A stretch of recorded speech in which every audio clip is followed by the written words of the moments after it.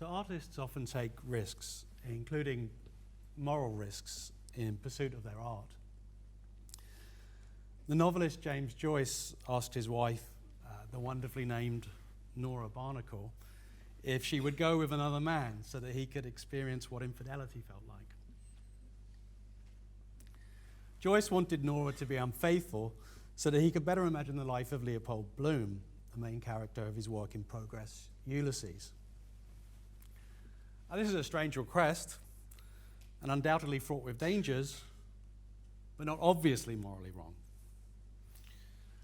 Gauguin's decision to leave for Tahiti in pursuit of artistic greatness is another story. Gauguin thought that painting in Polynesia would lead him to a new kind of art, and he was right. But the life he felt he had to leave to achieve this art is deeply morally troubling. He thought of himself as a kind of noble savage whose wild nature was essential to his creativity.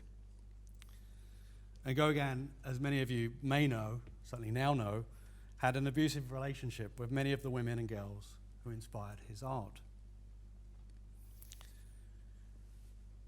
British philosopher Bernard Williams argued that artists such as Gauguin were morally lucky.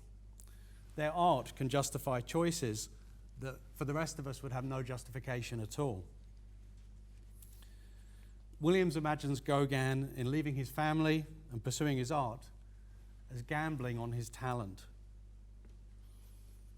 If he had failed, then we might just think of him as someone who behaved very badly. But what Williams says happens, he doesn't say this should happen, rather it does happen, is that Gauguin's artistic success changes the moral situation. His accomplishments transform moral perception, his artistic achievement is foregrounded, and his moral wrongs are pushed to the margins. And I think we're all familiar with this phenomenon in politics and sport and many other areas of life as well as art. And Williams coins the term for this. He calls it moral luck. One of the defining features of morality, argued philosopher Immanuel Kant, is that one doesn't make special exceptions for oneself. But that's how creative people, at least until very recently, have been encouraged to think of themselves as special people to whom the normal moral rules don't apply. And I think there's no doubt that artists have historically been given cultural permission to live in a way that would not normally be considered morally acceptable. You could say they've been given a moral pass. People look away from the bad behavior and focus on the art.